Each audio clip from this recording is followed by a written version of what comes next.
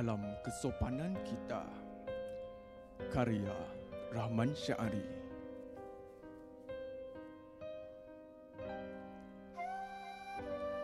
Dengan hati, tenaga dan fikiran,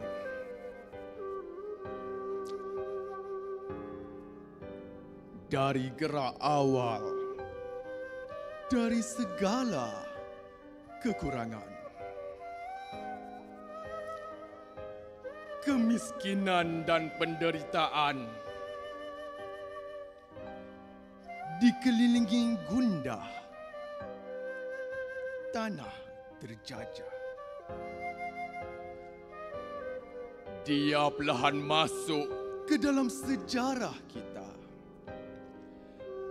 ke dalam usia kita. Dia perlahan masuk ke dalam tahun kita, ke dalam musim kita. Berakhir gundah terjajah, miskin derita ditawari usaha. Dia masuk ke masa membina. Dia masuk ke dalam hasrat kita, ke dalam dekad kita. Dialah penyumbang bicara, pelaksana kerja, pejuang desa, penunjuk jalan bangsa. Dia telah masuk ke dalam faham kita, ke dalam kemajuan kita.